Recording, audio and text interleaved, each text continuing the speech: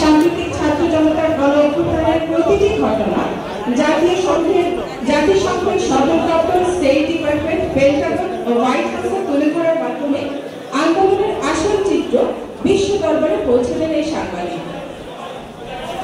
বিশ্বের সবচেয়ে প্রভাবশালী সাংবাদিকদের সংগঠন যুক্তরাষ্ট্রের কেন্দ্রীয় প্রেস ক্লাবের দুটি কমিটির নির্বাহী সদস্য তিনি, হোয়াইট হাউস করেসপন্ডেন্টস অ্যাসোসিয়েশন এবং ইউএনসির সদস্য মুশফিক।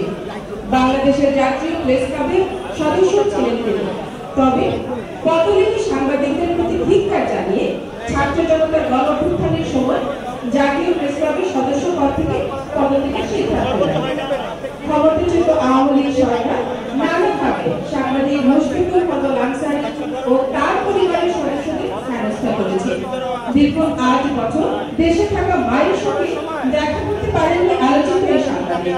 সরকারের সৃষ্ট পাসপোর্ট জটিলতার কারণে মুশফিকুল ফজল আনসারীর বাবা মাকেও ৮ বছর যাবৎ দুই দেশে থাকতে হয়েছে। বাবা লন্ডনে, মাকে সিলেটে। এমন পরিস্থিতিতেও অসহনীয় নির্দয় আচরণের মধ্য দিয়ে বাংলাদেশের গণতন্ত্র, বাক স্বাধীনতা, সুশাসন ও ন্যায় বিচারের কথা বলে গেছেন তিনি। নানা অর্জনে খুশি এই সাংবাদিক বাংলাদেশে না থেকেও দেশের গণতন্ত্র, ন্যায় বিচার ও সুশাসনের জন্য যেভাবে চেষ্টা চালিয়ে গেছেন তা বাংলাদেশের সাংবাদিকতার ইতিহাসে অনন্য নজির হয়ে থাকবে।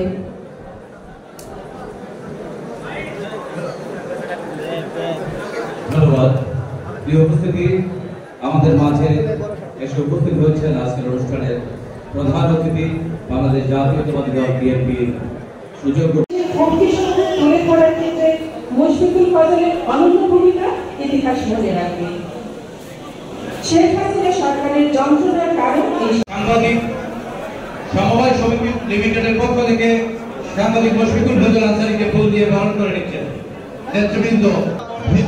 সাংবাদিক ভাইয়েরা, চিত্রগ্রাহক সাংবাদিক ভাইয়েরা, আপনাদের কাছে কারণের অনুরোধ করছি আপনারা একটু ধৈর্য ধরে। এরপরে জাহাঙ্গীর আলম মেন্টু, কাউন্সিলর, বিএফইউজের প্রধান সম্পাদক জয়যাত্রা। সরকারকে প্রশ্নের মুখোমুখি করে রেখেছিলেন বাংলাদেশ এই সাংবাদিক।